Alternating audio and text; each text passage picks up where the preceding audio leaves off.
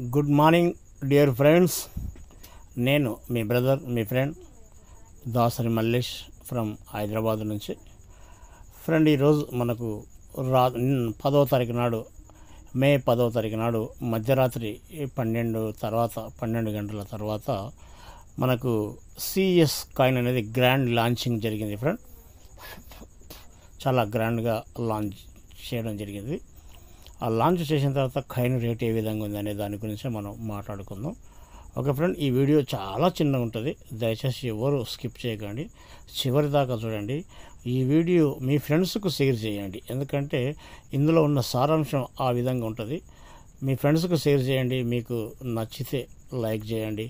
అలాగే కొత్త వాళ్ళు ఉంటే నా ఈ ఛానల్ను సబ్స్క్రైబ్ చేసుకోండి. బిజినెస్ చేయాలనుకునే వాళ్ళు ఉంటే నన్ను సంప్రదించండి. ఓకే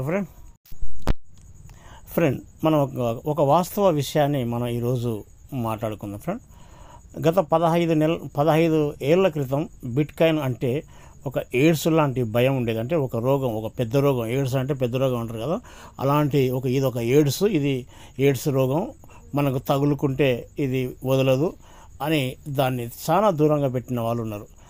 అలాగే 10 ఏళ్ల క్రితం, అంటే 15 సంవత్సరాల తర్వాత మళ్ళీ ఒక 10 సంవత్సరాల క్రితం వార్తా పత్రికలు మరియు టీవీ స్టేషన్లు ఎల్లప్పుడూ బిట్ కాయిన్ స్కామ్గా పరిగణించారు. అంటే ఇది ఒక స్కామ్, ఇది స్కీము.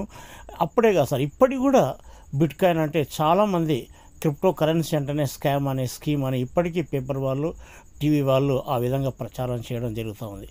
గత 5 ఏళ్ల క్రితం ఇది ఒక ఎలక్ట్రానిక్ అసైట్ అని ప్రజలు చెప్పడం జరిగింది. అంటే ప్రజలు దీన్ని ఏం గుర్తించారు, 5 ఏళ్ల క్రితం ఇది ఒక ఎలక్ట్రానిక్ అసైట్ కాబట్టి ఇది మన దగ్గర ఉంటే బాగుంటుంది అనే దాన్ని ధృవీకరించారు. చూడండి, గత 15 సంవత్సరాలకు, 10 సంవత్సరాలకు, 5 సంవత్సరాలకు తేడా ఈ విధంగా చేసుకున్నారు. ఫ్రెండ్, అంటే దీంట్లో నీకు ఒక ఎగ్జాంపుల్ చెప్పాలి. ఫ్రెండ్, మనం ఏదైనా సరే మారుతున్న కాలానికి మనం మారాలి, లేకుంటే మారిపోతాం. గత ఒకానొక దశలో, అంటే 1980 ఆ ఏరియా, ఆ ప్రాంతంలో, ఆ రోజుల్లో మట్టి కుండలు పోయి ప్లాస్టిక్ బిందెలు, ప్లాస్టిక్ సామాను వస్తుంటే ఎవడు నమ్మలే, అందరు వ్యతిరేకించారు. కానీ ఈరోజు ప్రతి ఇంట్లో ప్లాస్టిక్ పాత్రలే, వస్తువులే కనబడుతున్నాయి. అలాగే 1990లో కంప్యూటర్ వచ్చిందంటే, కంప్యూటర్ వస్తే చాలా కంప్యూటర్ వచ్చిందంట, 100 మంది చేసే పని ఒకటే చేస్తా అంటే ఆ రోజు కూడా దాన్ని వ్యతిరేకించారు. కానీ ఈరోజు ప్రతి ఒక్కరి ఇంట్లో కంప్యూటర్, అది ల్యాప్టాప్ ద్వారా కావచ్చు, కంప్యూటర్ ద్వారా కావచ్చు, లాస్ట్కు మన ఆండ్రాయిడ్ మొబైల్లో కూడా అది మనం చేయడం జరుగుతూ ఉంది. ఫ్రెండ్స్, అలాగే మనకు 2010 నుంచి 2020 వరకు కూడా ఏదంటే ఇతర దేశాల్లో ఉంటే అక్కడ నుంచి మనం ఫోన్లో లైవ్గా చూసి మాట్లాడుకోవచ్చు అంటే కూడా ఆ రోజు కూడా చాలామంది దాన్ని తిరస్కరించారు. కానీ ఈరోజు దాన్ని మనం అనుభవిస్తున్నారు. అది ఏ దేశాల్లో ఉండని, ఎక్కడైనా ఉండని, మనం వీడియో కాల్ చేసుకొని, కాన్ఫరెన్స్ కానీ వీడియో కాల్ చేసుకొని మోకాలు చూసుకొని మాట్లాడుకునే టెక్నాలజీ పెరిగింది. అయితే నేను చెప్పొచ్చేది ఏంటంటే, మారుతున్న టెక్నాలజీకి మనం అనుకూలంగా ఉంటే మనం డెవలప్మెంట్ కానీ అవకాశం ఉంటుంది. మనం మారుతున్న టెక్నాలజీకి అడ్డంగా పోతే మనం కనుమరుగైపోతాం, మనం కనబడం. ఎగ్జాంపుల్గా నోకియా ఫోన్ చూడండి, అసలు కెనటిక్ అది ఒకప్పుడు కెమెరా ఉండే, ఆ కెమెరా లేదు. అట్లాంటి ఎందుకంటే వాళ్ళు మారలేదు, మార్పుకు అనుకూలంగా లేదు కాబట్టి అవన్నీ కనుమరుగైపోయినాయి.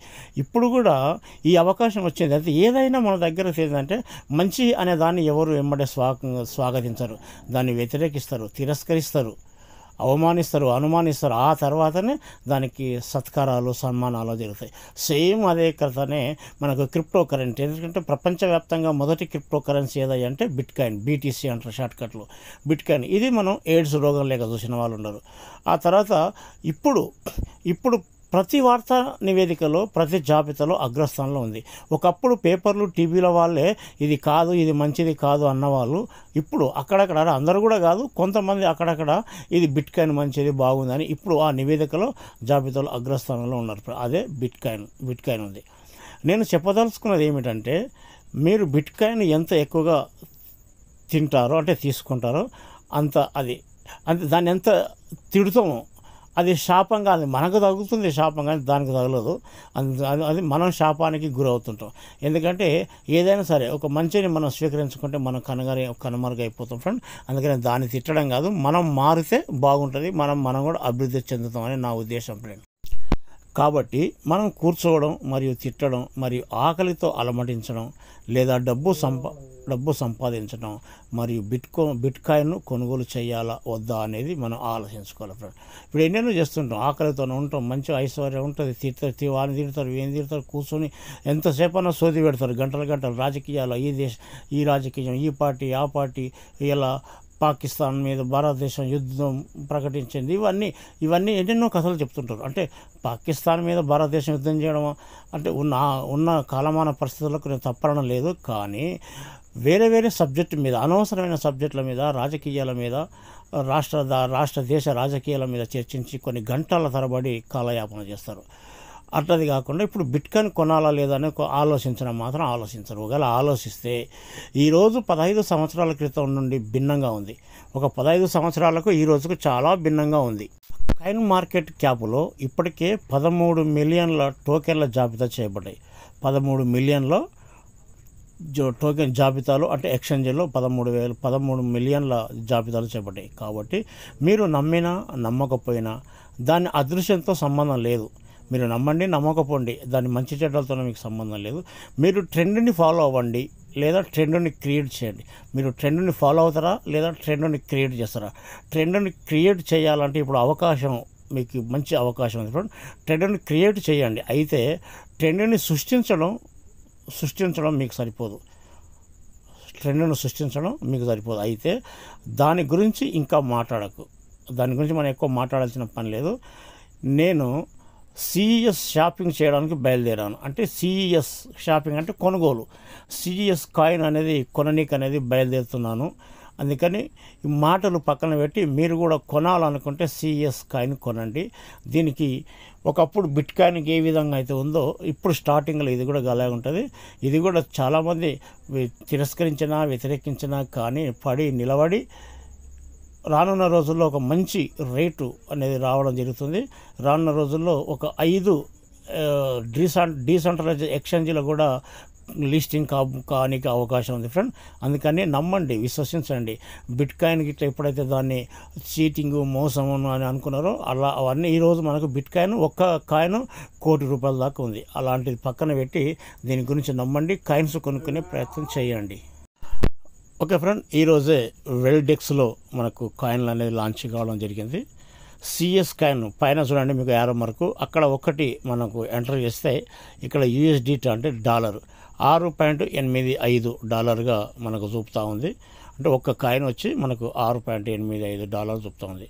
ఇంకా రానున్న రోజుల్లో ఇది, ఎందుకంటే దీని మనకు అన్నింటికీ వాడుకుంటాం కాబట్టి మనకు ఏది ఐడి యాక్టివేషన్ చేయాలన్నా రిజిస్ట్రేషన్ చేయాలన్నా ప్రతిదీ మనం కాయిన్ వాడుకుంటుంటాం కాబట్టి రానున్న రోజుల్లో దీని రేట్ అనేది పెరగడానికి చాలా అవకాశాలు ఉన్నాయి. ఇంకేంటంటే ఇది కమ్యూనిటీ ఉంది. 150 దేశాల్లో దాదాపుగా 21 లక్షల కమ్యూనిటీ అనేది ఉంది. ఆ కమ్యూనిటీ ద్వారా, ఎందుకంటే డిమాండ్ అండ్ సప్లై ఆ బేసిక్ చేసుకొని ఈ కాయిన్ రేటు పెరగనికే ఫ్యూచర్లో రాను అవకాశం ఉంది. అదే మన లాడో గారు చెప్పడం ఏంటంటే 2018 నాటికి కనీసం ఒక్క కాయిన్ 18 లక్షలు కాబోతుందని చెప్పాడు. కానీ 18 లక్షల మాట దేవుడు, కనీసం 10 లక్షలైనా కానీ, అంటే దాంట్లో సగమైనా కానీ మంచిదే కదండి. లేదు ₹1,00,000 అయినా కానీ మంచిదే కదా. ఆ విధంగా ఎందుకంటే అవుతుంది. ఎందుకంటే ఇప్పుడున్న జరిగేదంతా క్రిప్టో యుగంలో దీన్ని వాడకం ఎక్కువ ఉంది కాబట్టి రేటు కూడా పెరిగే అవకాశాలు ఉంటుంది. అందుకని మీకు వీలైనంత కాయిన్స్ కొనిపెట్టుకునే ప్రయత్నం చేయండి. నేను మీ శ్రేయోభిలాషిగా, మీ మిత్రునిగా నేను చెప్తున్నాను ఫ్రెండ్. దయచేసి అందరూ అర్థం చేసుకోండి.